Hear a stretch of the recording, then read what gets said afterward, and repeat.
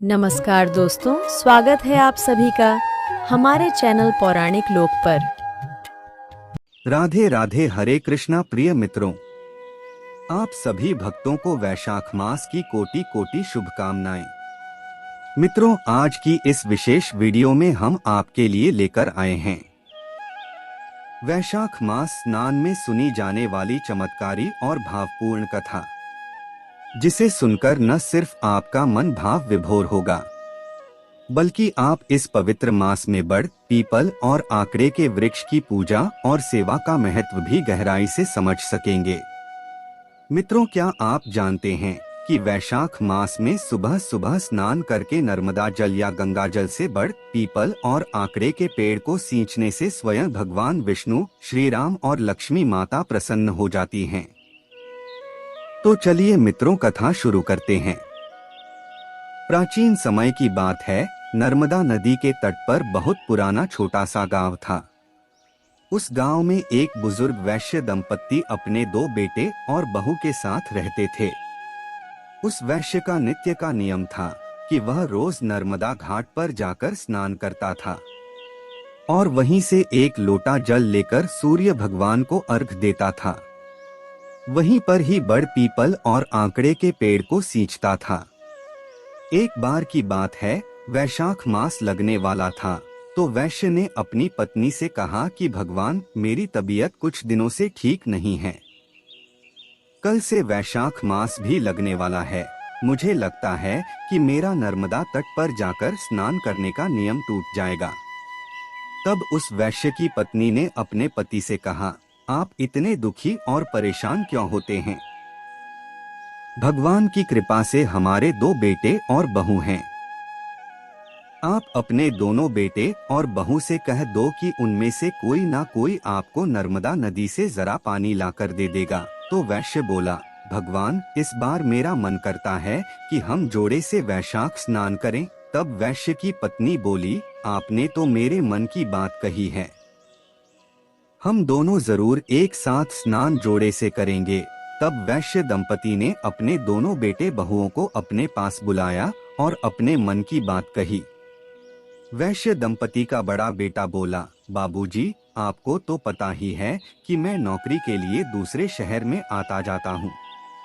मुझे सवेरे ही 5 बजे घर से निकलना होता है, तो मैं यह काम नहीं कर पाऊंगा। तब बड़ी बहू बोली, माँ बाबूजी, मुझे भी सुबह सुबह इनका टिफिन तैयार करना होता है, तो मैं भी नर्मदा नदी से आपको पानी का जरा लाकर नहीं दे पाऊंगी। क्योंकि 1-2 दिन की बात होती तो मैं निभा लेती, लेकिन पूरे वैशाख मास में मैं यह नियम नहीं निभा पाऊंगी। तब वैश्य दंपति के छोटे बेटे और बहू बोले, माँ बाबूजी, आप चिंता मत कीजिए, हम दोनों ही आपको एक पानी का नर्मदा नदी के तट से जरा लाकर दे देंगे। आप दोनों जरूर वैशाख का स्नान करो। ऐसा कहकर दोनों बेटे बहू अपने अपने कमरों में चले गए। इसके बाद वैश्य का छोटा बेटा अपनी पत्नी से बोला, सुशीला, मेरे मन में एक विचार आया है कि जब हम दोनों नर्मदा के तट पर एक जरा पानी का माँ और बाबूजी के लिए लाएंगे, तो क्यों न हम दोनों भी वैशाख का स्नान करें। अब उसकी पत्नी ने कहा, यह बात तो आपने सही कही है, हम दोनों भी जोड़े से स्नान करें। तब उन दोनों ने जाकर अपने माता और पिता से कहा, माँ बाबूजी, आपके साथ हम भी जोड़े से स्नान करेंगे। यह सुनकर वैश्य दंपति को बड़ी प्रसन्नता हुई। अगले दिन सुबह 4 बजे ही वैश्य दंपति के छोटे बेटे और बहू नर्मदा के घाट पर पहुंच गए। वैश्य के छोटे पुत्र ने मर्दाना घाट पर स्नान किया, तो उसकी पत्नी सुशीला ने जनाना घाट पर स्नान किया। स्नान करने के बाद दोनों ही एक जरा पानी का लाकर अपने माता पिता को दे दिया करते। तब वैश्य दंपति ने चरु में से पहले एक लोटा जल निकालकर रख लिया और बाकी बचे हुए जल से स्नान किया। फिर लोटे के जल से सूर्य भगवान को अर्घ दिया और फिर बड़, पीपल, आंकड़े के पेड़ को नर्मदा के जल से सींचा, पूजा की और 5 परिक्रमा की। पहले के जमाने में घरों के आंगन में ही बड़, पीपल, नीम और आंकड़े के पेड़ हुआ करते थे। तब वैश्य दंपति जब स्नान कर लेती तो छोटी बहू सुशीला उनके कपड़ों को धोकर आंगन में सुखा देती और फिर चाय बनाकर अपने सासू को देती और खाना आदि देती। इस तरह पूरा वैशाख मास बीत गया। जब वैशाख की पूर्णिमा का दिन आया तो वैश्य दंपति ने अपने छोटे बेटे और बहू से कहा कि तुम दोनों ने भी हमारे साथ ही वैशाख स्नान किया है, तो संपूर्ण फल पाने के लिए हमें 2 जोड़ा ब्राह्मण दंपति को भोजन कराना चाहिए। तब उन्होंने बहू से कहा, बहू तुम कल स्वादिष्ट खीर, मालपुए और कचौरी आदि बनाना और 2 जोड़ा ब्राह्मण दंपति को गांव से बुलाकर ले आना। हम उन्हें भोजन कराएंगे, कपड़े और दक्षिणा आदि देंगे। तब दोनों बेटाभू बोले, माँ बाबूजी, जैसा आप चाहेंगे वैसा ही होगा। तब दूसरे दिन छोटी बहू ने सुबह जल्दी ही उठकर खीर, मालपुए, कचौरी आदि बनाए और गांव में ब्राह्मण दंपति को बुलाने के लिए चली गई। वह आधी रास्ते में ही पहुंची थी कि उसे 2 ब्राह्मण और 2 ब्राह्मणी आते दिखाई दिए। बहू ने सोचा कि शायद यह तीर्थ यात्री हैं, गांव के तो नहीं लग रहे, क्यों ना मैं इन्हें ही भोजन के लिए घर ले जाऊं। तब छोटी बहू ने उनको प्रणाम किया और बोली, पंडित जी, आज वैशाखी पूर्णिमा है और मेरे सास ससुर 2 ब्राह्मण जोड़ा जोड़ी को भोजन कराना चाहते हैं। कृपया आप मेरे साथ मेरे घर भोजन करने के लिए चलिए। तब वह पंडित और पंडितायन बोले, पुत्री, हम तो तीर्थ यात्री हैं, हमें भोजन मिल जाए इससे बड़ी बात और क्या हो सकती है।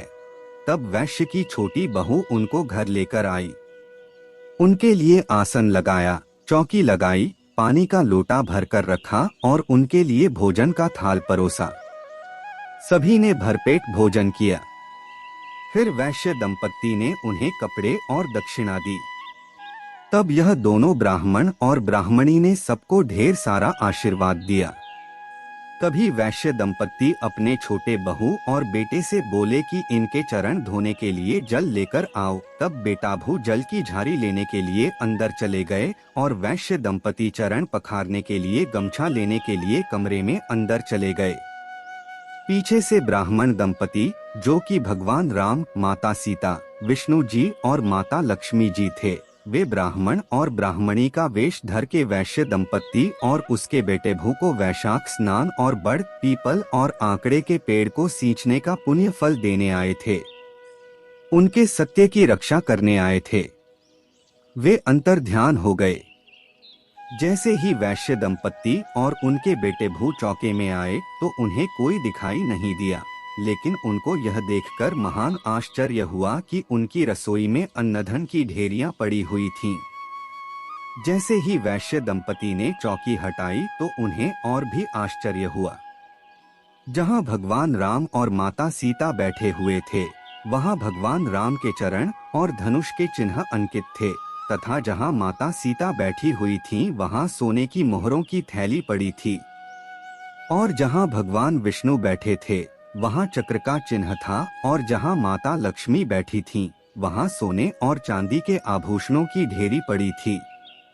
यह खबर पूरे गांव में आग की तरह फैल गई कि वैश्य दंपति के घर भगवान राम, माता सीता, विष्णु भगवान और माता लक्ष्मी जी प्रकट हुए हैं।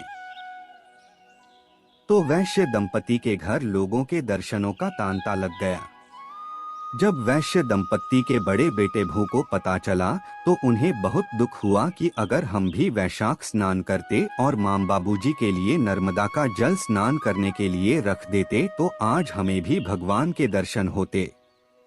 उस दिन वैश्य दंपति ने पूरे गांव में यह ढिंढोरा पिटवा दिया कि पूरे वैशाख मास में स्नान करने से, बड़, पीपल और आंकड़े के पेड़ की पूजा करने से घर से दरिद्रता दूर हो जाती है, घर में अन्न, धन, सुख, समृद्धि बढ़ती है।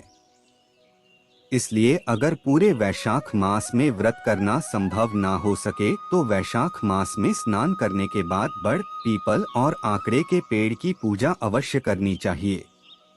इससे घर की दरिद्रता दूर हो जाती है। हे बड़ पीपल देवता, हे वैशाख देवता, जैसा सुख आपने वैश्य दंपति और उसके छोटे बेटे भू को दिया वैसा सबको देना। कहानी कहने वाले को, सुनने वाले को और हुंकार भरने वाले को सभी पर अपनी कृपा बनाए रखना। आज की कहानी सुनने के लिए आप सभी का बहुत बहुत धन्यवाद। अगर आपको हमारी वीडियो अच्छी लगी हो तो एक प्यारा सा लाइक जरूर करें।